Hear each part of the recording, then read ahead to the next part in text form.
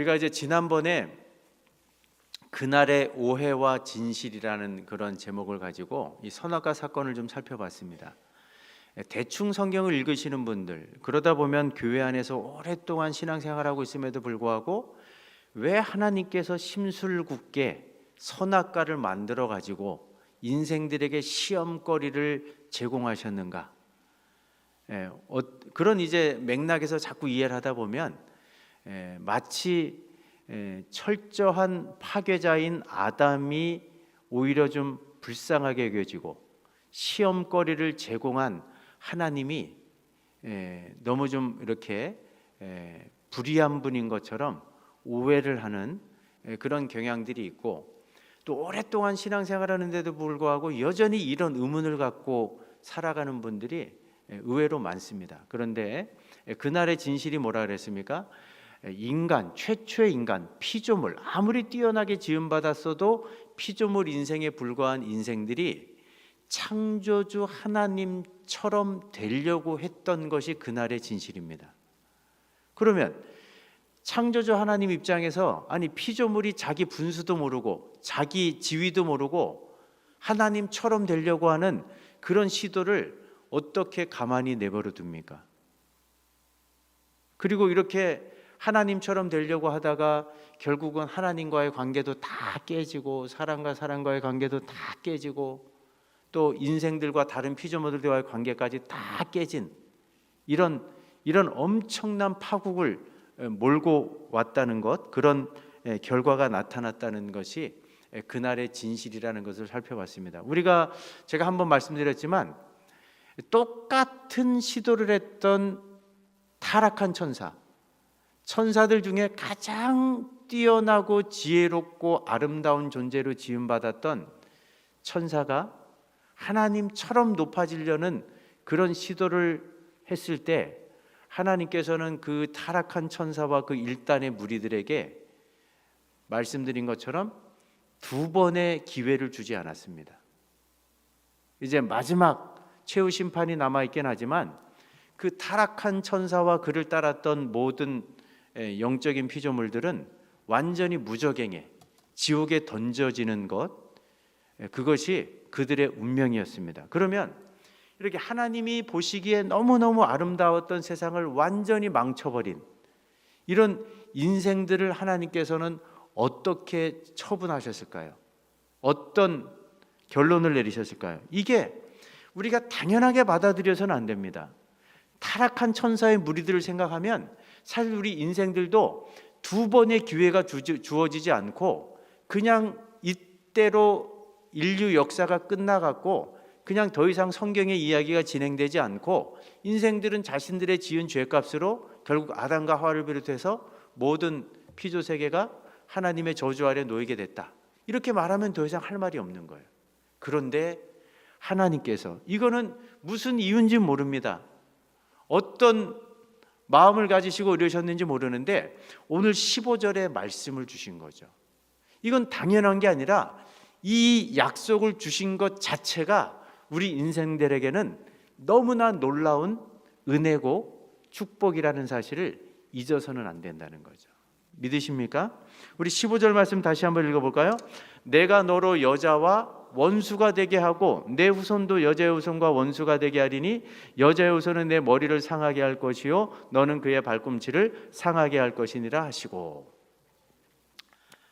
하나님께서 범죄한 아담과 하와를 찾아오셔갖고 너와 뱀이 서로 원수지간이 될 것이고 여자의 후손과 뱀의 후손이 서로 원수지간이 될 것이고 뱀은 여자의 후손들의 발꿈치를 상하게 할 것이고 여자의 후손은 그 뱀의 머리를 상하게 할 것이다. 이게 약속입니다. 구원에 대한 약속이죠. 근데 여기서 우리가 두 가지를 좀 기억하시면 좋은데, 우리가 살아가는 인생사에 찾아오는 고난의 원인은 다 우리 때문에 타락하고 범죄한 인생들 때문에 찾아온 결과들입니다. 태어나고 또 나이 들면서 여러 가지 이제 노화 현상이 나타나고 그러면서 병들고 죽는 것, 이것도 어찌 보면은 인생의 자연스러운 과정이지만 그 과정 속에 때로는 뭐 암이 걸리기도 하고 또 불의의 사고와 연루가 되기도 하고 그러면서 몸이 병들고 또 뭐 몸의 어떤 신체의 일부분을 잃어버리기도 하고 뭐 온갖 종류의 이런 고난들이 찾아오는 이 15절의 말씀을 우리가 처음부터 잘 들여다봐야 됩니다. 이 흐름을 처음부터 잡지 못하면 뜬금없이 우리가 살면서 왜 하나님께서 우리가 살아가는 세상에 또 내가 살아가는 삶의 인생길에 이런 고난을 허락해 주셨는가? 이런 고난을 주신 하나님을 이해할 수 없다. 이런 하나님은 부당하신 분이고 불의하신 분이고 선하시지 않은 분이다. 이런 오해들을 하는 겁니다. 여러분 생각해 보세요. 지금 영원한 지옥불에 던져질 인생들에게 구원의 약속과 소망을 주신 것 하나만으로도 감지덕지하고 이것도 감당치 못할 은혜인데 우리가 범죄한 결과로 이 땅을 다 망가뜨렸기 때문에 우리가 사실은 뭐 땅이 협조를 안 하면서 이제 피조물도 저주를 받다 보니까 호의적이지 않고 인생들에게 그래서 엉겅퀴를 내고 뭐 하루 온종일 또 일생을 살면서 땀을 흘려야지 근근히 먹고 살 수 있는 이런 상황들. 그래도 최소한의 필요한 양식들은 하나님께서 약속해 주셨는데도 불구하고 오고 오는 세대 속에서 이 탐욕스러운 인간들이 결국은 모든 세계를 피라미드 구조로 만들어 놨잖아요. 1등부터 꼴찌까지 다 피라미드 구조를 만들어내 가지고 내가 최고의 꼭대기 자리에 올라가려고 하면 어쨌든 사람과 경쟁해서 그 사람을 이겨 먹어야 돼요. 그 사람을 눌러버려야 돼요. 그러다 보니까 이 피라미드 구조 속에서 뭐 때로는 경제적인 어떤 이제 불공평함도 있을 수 있고 또 부익부 빈익빈이 너무나 과도하게 미국에 보니까 뭐 어떤 큰 기업에서 12,000명을 해고한 회사가 운영되기 힘들다고 12,000명을 해고했는데 최고의 CEO는 그 한 해 연봉으로 3천억을 받아 챙기는 게 여러분들 이해가 되십니까? 이걸 당연하게 생각하면 안 되는 거죠. 인간의 탐욕은 끝도 없는 거예요. 이런 어떤 부조리와 불합리 속에서 벌어지는 모든 고난의 원인은 인생들에게 있는 거지 하나님을 탓할 필요가 하나도 없는 겁니다. 그러니까 여기 보세요. 뱀의 후손들이 여자의 후손의 발꿈치를 상하게 한다. 그거는 우리식으로 표현하면 자업자득이에요. 우리가 엎질러진 물 때문에 빚어지는 그런 고난들을 가지고 절대로 하나님 탓을 해서는 안 된다는 거죠. 믿으십니까? 이게 15절에서 분명하게 이야기하고 있는 거예요. 발꿈치를 상하는 것, 이거는 우리가 뱀의 존재를 영적인 하나님을 반역한 사탄의 무리를 세상으로 끌어들인 장본인이 우리인데 누구를 탓하겠어요? 그러니까 이거는 사실은 조금은 그러면 왜 아담 우리 조상이 왜 그랬냐? 뭐 또 그렇게 거슬러 올라갈 필요도 없어요. 아담의 후손인 우리도 이 내가 지은 죄 때문에 내가 갖고 있는 내 스스로 해결하지 못하는 이 탐욕이 결국은 이런 인생의 많은 고난의 근본적인 원인일 때가 많다는 거죠. 물론 나에게 원인을 찾을 수 없는 그런 경우도 있긴 하지만 그래서 이 15절에서 우리가 여자의 후손에 대한 그래서 뱀의 머리를 박살내버린다는 이 부분을 초점을 맞추기 전에 이런 뱀의 후손에 의해서 이 땅을 살아가는 교회와 성도들이죠. 여자의 후손들은 발꿈치를 상하는 것은 이상한 게 아니라 당연한 겁니다. 그러니까 일단은 이런 부분들을 이해하시고 그러나 그럼에도 불구하고 하나님께서 이 여자의 후손들 가운데 이제 결정적인 날, 이 15절에 보면은 여자의 후손 이 단어가 3인칭 단수로 되어 있습니다. 그러니까 예수님께서 마지막 날 이 땅에 오셔서 이 뱀 사단의 머리를 십자가를 통해서 완전히 박살내시고 죄와 사망의 그 그늘 아래 있던 그 노예가 되어 살던 우리들을 완전히 해방하시고 구원의 은총을 베풀어 주실 것이라는 것을 이 15절에서 이렇게 약속하고 있는 거죠. 그러니까 여러분들 성경을 예수님 이 땅에 오신 예수님도 너희가 이 땅에서는 어려움을 겪을 수밖에 없다. 환난을 당할 수밖에 없다. 이 창세기에서부터 천지 만물을 창조하신 이 태초부터 어떤 일이 벌어지는지를 먼저 우리가 늘 이해를 하고 이런 우리의 신앙의 자세를 좀 점검할 필요가 있는 거죠. 자, 그런데 이런 약속을 이제 받아든 아담과 하와가 이 3장을 가만히 들여다보면 오늘날 21세기 우리가 예수 그리스도를 통해서 구원을 받고 또 믿음으로 살아가는 이 신앙생활의 원리가 3장 속에 사실은 다 담겨져 있습니다. 하나님이 이 15절의 최초의 복음을 통해서 구원을 약속해 주셨어요. 구원의 길을 제시해 주셨어요. 그러면 이 약속의 말씀을 받아든 아담과 하와가 어떻게 반응하며 살았는가를 이 3장에서 우리들이 확인해 볼 수 있는데, 먼저 3장 20절 말씀 한번 읽어보실까요? 아담이 그의 아내의 이름을 뭐라고 불렀습니까? 하와라고 불렀는데 그 하와의 뜻이 뭡니까? 그는 모든 산자의 어머니가 됨이더라. 이 아담이 자기 아내의 이름을 하와라고 불렀는데 그 하와의 뜻이 뭐냐? 모든 살아있는 자들의 어머니다. 이렇게 이름을 지어준 이 모습 속에 어떤 모습이 지금 녹아 있습니까? 하나님이 주신 3장 15절의 말씀을 믿음으로 붙잡았을까요? 아니면 그 말씀을 뭐 이런 일이 있겠어 하고 불신앙적으로 생각하면서 그 말씀을 거절했을까요? 저만 쳐다보지 마시고 한번 생각해 보세요. 이 15절의 말씀 속에 자기 아내를 모든 살아있는 자의 어머니다, 그 의미를 담아갖고 하와라고 이름을 불렀다면, 이 아담 입장에서는 하나님이 주신 이 여자의 후손에 대한 약속의 말씀을 믿음으로 붙잡은 겁니까? 아니면 거절한 겁니까? 붙잡았습니까? 거절했습니까? 붙잡았죠. 믿음으로 반응한 거예요. 그러니까 여러분들, 처음부터 우리의 구원은 하나님의 은혜지만 믿음으로 받는 거지, 뭔 아담이 나중에 또 그 시대 사람들은 복음도 없고 예수님도 없으니까 자신의 의로운 행위, 선행을 통해서 구원받는다. 저도 어릴 때 교회에서 또 부흥 강사분들 오시면 아담 시대는 행위 언약의 시대다, 행위로 구원받는 시대다, 이런 걸 귀에 못이 박히도록 들었는데 완전히 잘못된, 그거는 어나더 가스펠이죠. 이건 다른 복음이에요. 이건 이단적인 복음이에요. 하나님은 인생들, 범죄한 인생들을 찾아오셔갖고 단 한 번도, 단 한순간도 너희들의 스스로의 의로움과 행위를 가지고 구원을 찾으라고, 구원을 얻으라고 말하신 적이 한 번도 없습니다. 애시당초 그건 불가능해요. 오직 구원은 하나님의 은혜로, 믿음으로만 시작되는 줄로 믿으시기 바랍니다.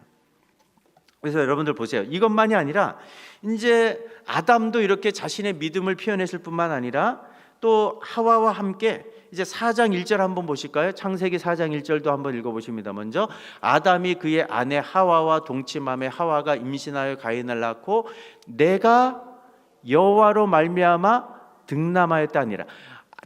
처음 얻은 아들 가인의 이름을 다시 한번 보여주세요. 가인이라고 한 이유가 뭐예요? 내가 여호와로 말미암아 등남하였다. 하나님이 주신 아들이다. 이렇게 아들을 낳고 이름한 것을 보면 이제 아담뿐만 아니라 하와도 하나님이 주신 이 여자의 후손을 통한 구원의 약속을 믿었다는 거예요? 믿지 않았다는 거예요? 믿었다는 거죠. 그러니까 아담뿐만 아니라 하와도 이 믿음으로 반응을 한 거죠. 또 그 다음에 4장 25절도 한번 읽어봅니다. 같이 한번 읽어보십니다. 아담이 다시 자기 아내와 동침하며 그가 아들을 낳아 그의 이름을 셋이라 하였으니 이는 하나님이 내게 가인이 죽인 아벨 대신에 다른 뭘 주셨다고 표현합니까? 씨.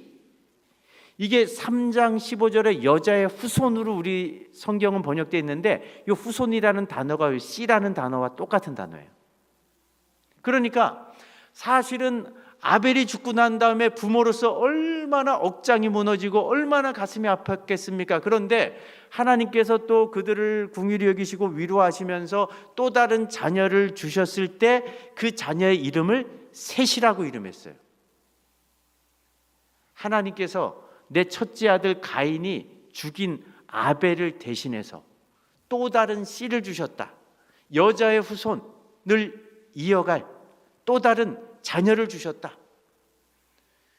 요 어찌 보면 파편 조각으로 몇 가지 안 되는 장면들이지만 요 장면들만 모아보면 아담과 하와는 정말 세상을 망쳐놓은 장본인들이긴 하지만 하나님이 찾아오셔서 구원의 약속의 말씀을 최초의 복음을 통해 들려주셨을 때 그 약속의 말씀을 믿음으로 꽉 붙잡고 살았다는 것을 이 세 장면을 통해서 우리가 확인할 수 있는 거죠.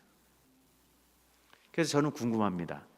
천국 가면 아담과 하와가 있을지 없을지. 이거는 뭐 하나님의 주권 안에 있으니까 모르겠죠. 그런데 이런 장면들을 보면 분명히 아담이 정말 한 번의 범죄치고는 씻을 수 없는 엄청난 죄를 저질렀지만 하나님이 주신 약속의 말씀을 붙잡고 남은 시간들을 살았다는 몇몇 증거들을 이런 구절을 통해서 우리가 확인해 볼 수 있습니다. 그러니까 이 장면들을 통해서 인생들이 구원받는 유일한 길은 믿음을 통한 길이지 우리의 행위나 의로움을 통한 길이 아니라는 것을 이 아담과 하와의 모습을 통해서 우리가 정리하면 좋겠고요.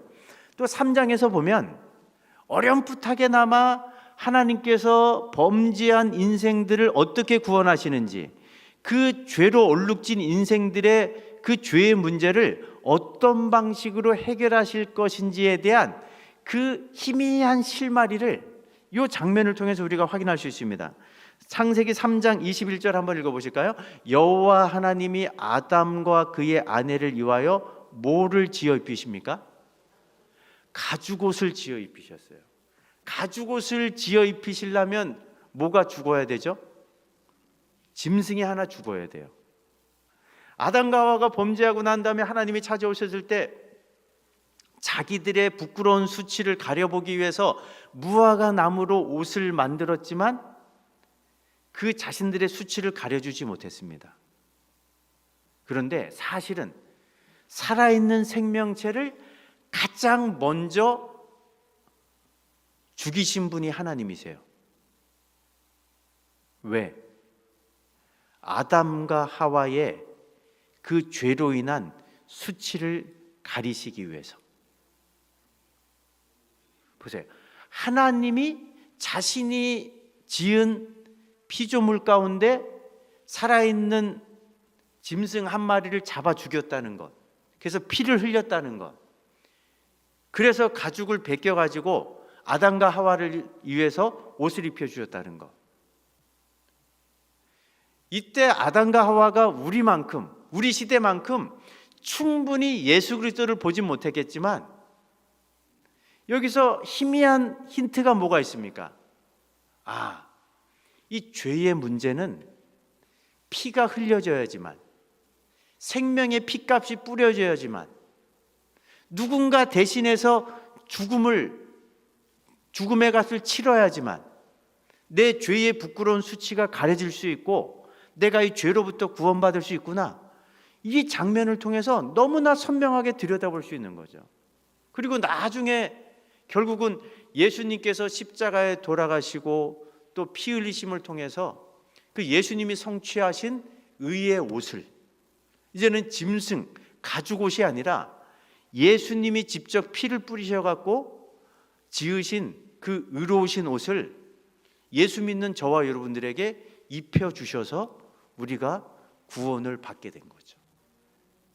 다른 방법이 없습니다. 예수님이 성취하신 의의 옷을 입혀주셨기 때문에 여기서 예수님의 의는 완벽한 의입니다. 하나님, 공의로우신 하나님 보실 때도 100% 만족하는 의예요. 그래서 예수님의 옷을 입은 사람들은 뭐 우리가 아무리 뭐 다른 사람과 비교해 갖고 내가 뭐 출중하고 뭐 뛰어난 인생을 산다 할지라도 우리가 행하는 의로움은 좀 이렇게 예수님의 의로움에 비하면 조족지열입니다. 이건 비교 자체가 안 되는 거예요. 그러니까 뭐 우리의 의로움을 갖고 하나님 앞에 나가려고 한다는 것 자체가 어리석은 시도죠. 완벽한 의를 성취하신 그 의의 옷을 우리에게 입혀주신 그 하나만으로 충분한 줄로 믿으시기 바랍니다. 그래서 이런 이제 장면을 통해서도 우리의 죄의 문제가 어떻게 하나님께서 해결하실 것인지에 대한 힌트들이 제공되고 있고, 또 하나 우리가 볼 수 있는 장면은 우리가 창세기 3장 24절 한번 읽어보실까요? 이같이 하나님이 그 사람을 쫓아내시고 에덴 동산 동쪽에 그룹들과 두루 도는 불칼을 두어서 생명나무의 길을 지키게 하시니라. 자, 이 장면도 하나의 그림을 통해서 우리에게 보여주는 의미가 있습니다. 여기서 말하는 그룹들의 의미는 뭘까? 또 생명나무의 의미는 뭘까?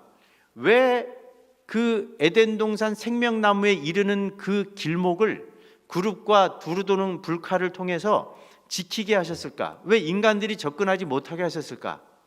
이런 기본적인 의문이 드는 구절, 이 구절을 해석하려면 여러분들 출애굽기 37장 7절부터 9절 보시면 이 성막이 어떻게 성소 중에 가장 안쪽인 지성소가 어떻게 이루어지고 있는지를 이렇게 설명하죠. 같이 한번 읽어보실까요? 금으로 그룹 둘을 속죄소 양쪽에 쳐서 만들었으되 한 그룹은 이쪽 끝에 한 그룹은 저쪽 끝에 곧 속죄소와 한 덩어리로 그 양쪽에 만들었으니 그 그룹들이 그 날개를 높이 펴서 그 날개로 속죄소를 덮었으며 그 얼굴은 서로 대하여 속죄소를 향하였더라.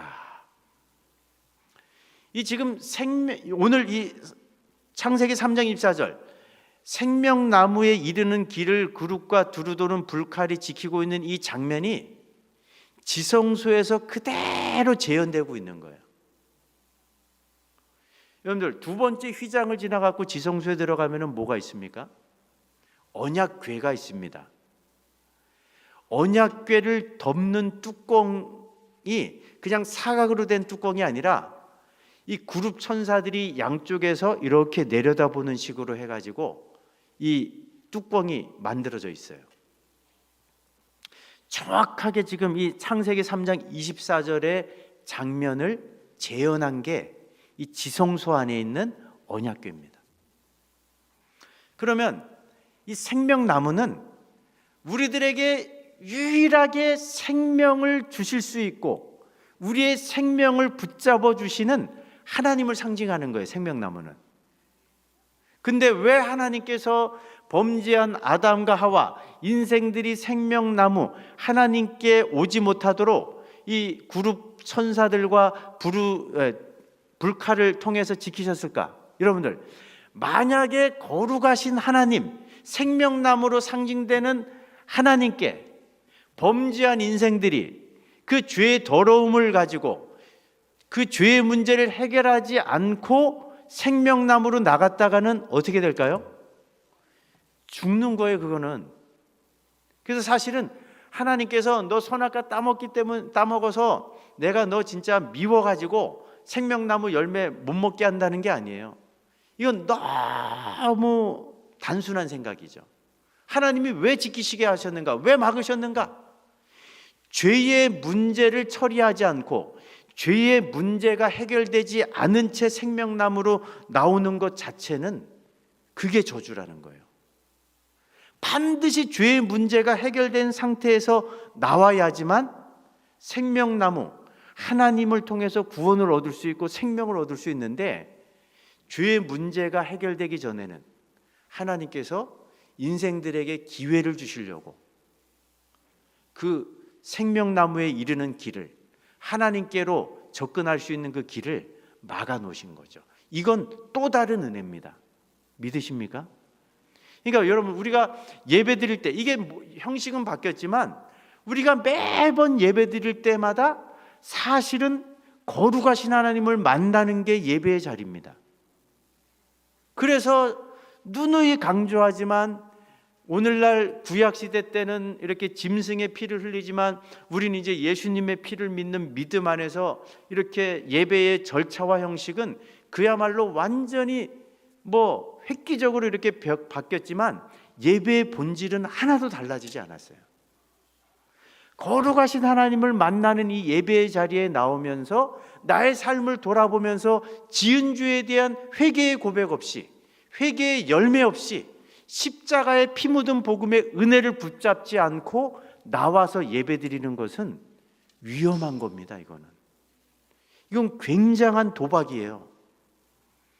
절대로 예수님의 피를 붙잡지 않고 예배드리러 나오는 이런 일들은 한 번도 이루어져서는 안 되는 거예요, 사실은.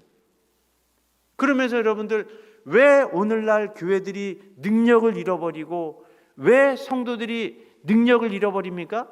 다른 이유 때문이 아니에요. 이 예배의 영광을 목격하지 못하기 때문에, 예배가 무엇인지 수도 없이 드리면서 예배의 정의를 정확하게 내리지 못하기 때문에 그런 거예요. 정말 우리가 한 번 한 번의 예배를 소중히 여기기도 해야 되지만, 이 예배, 이게 새벽 예배든 수요 예배든 금요 예배든 주일 예배든 하나님의 이름을 부르면서 드리는 모든 예배 현장들은 거룩하신 하나님을 만나는 자리입니다. 하나님을 만나는 자리에 내 지은 죄에 대한 해결함 없이, 내 지은 죄에 대한 고백 없이, 내 지은 죄를 해결할 수 있는 십자가의 피를 붙잡지 않고 드리는 예배는 하나님께서 받으실 수가 없는 거죠. 그래서 이 부분을 우리가 굉장히 마음속에 명심하고 또 명심하셔야 됩니다. 예배의 편리성이 주는 위험성이 바로 여기에 있는 거예요. 예배를 드리면서 우리가 영적으로 살아나지 않고 오히려 무감각해지고 또 아무런 감흥도 없고 사모함도 없고 기대도 없고 변화가 없다. 이거는 예배도 어떤 면에서 보면요, 그냥 한번 예배의 성공은 하나님을 더 알아가는 겁니다. 더 거룩해지는 겁니다. 하나님께 더 가까이 나가는 거예요. 그런데 한 번 드린 예배가 그냥 중간지대가 있는 게 아니고요, 성공하지 못하면 예배 실패한 거예요. 그러면 내가 한 번 실패한 예배 때문에 하나님부터 멀어지는 겁니다. 내 양심이 더 무뎌지는 거예요. 무감각해지는 거예요. 그러니까 그런 패턴, 실패한 예배가 반복해서 쌓이다 보면은 예배를 수도 없이 드리는데 남는 건 형식밖에 없는 거죠. 습관밖에 남는 게 없는 거예요. 이거는 사실은 오늘 이 장면들을 보면서 하나님께서 이 생명나무의 길을 막으신 이유, 이것을 우리 예배와 관련해 가지고 충분히 이렇게 숙지를 하시면 좋을 것 같고, 자, 그러면 우리가 생명나무로 나갈 수 있는 방법, 그 방법이 뭘까요? 이 적용적인 측면 생각해 보면 예수님께서 이 땅에 오셔갖고 분명히 말씀하시죠. 내가 곧 길이고 진리고 생명이니 나를 통하지 않고는 생명나무로 상징되는 하나님께로 나갈 자가 있다 없다? 없다. 너무나 분명하죠.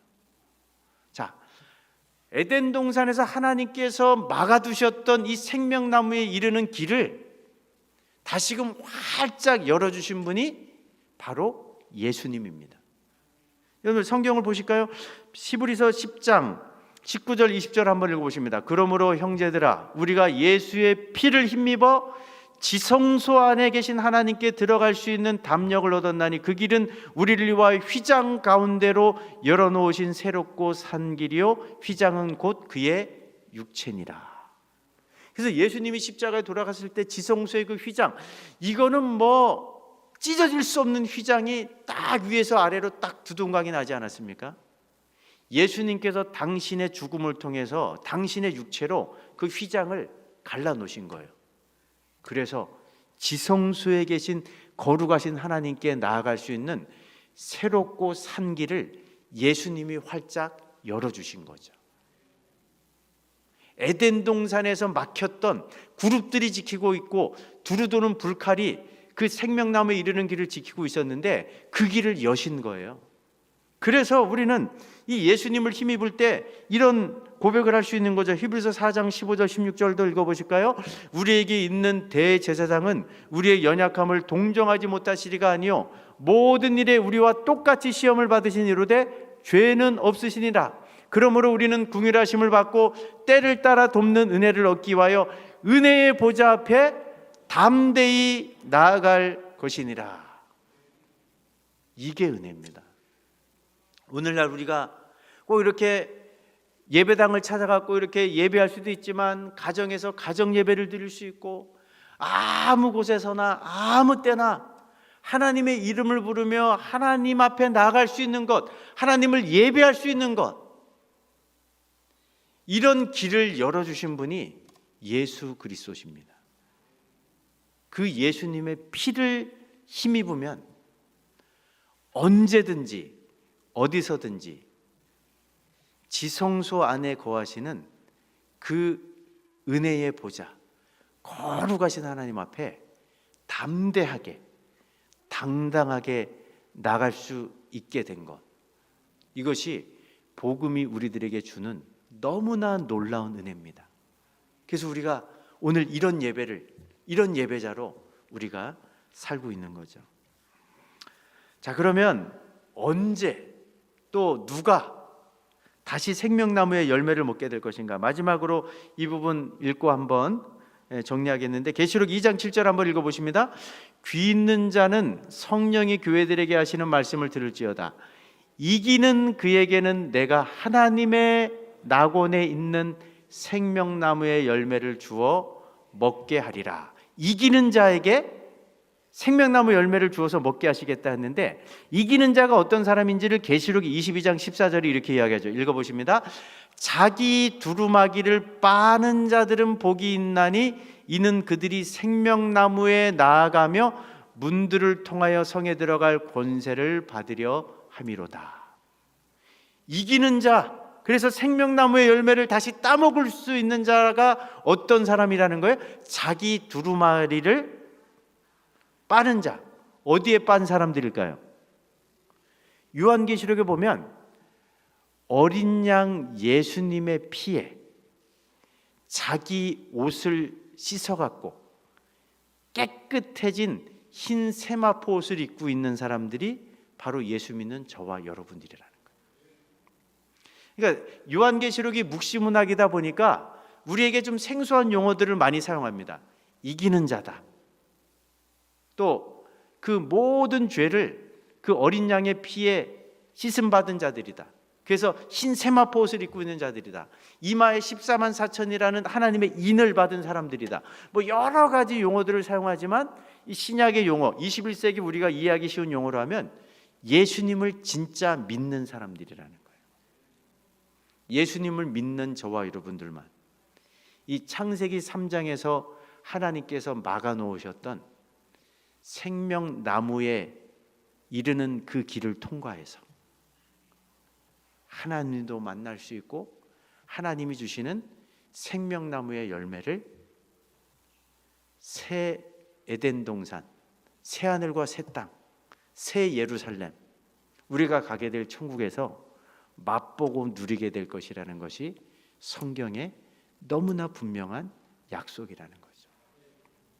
그래서 오늘 말씀을 정리하면서 하나님께서 범죄한 아담과 하와에게도 구원에 이르는 길이 무엇인지, 어떻게 구원받을 수 있는지 하나님의 은혜가 아니면 불가능하다는 것, 하나님이 주신 약속의 말씀을 믿음으로 붙잡는 이 길만이 생명의 자리로 나갈 수 있는 유일한 방법이라는 것을 아담과 하와, 그 시대의 백성들이 이해할 수 있는 수준으로 하나님께서 모든 계시를 다 열어주셨어요.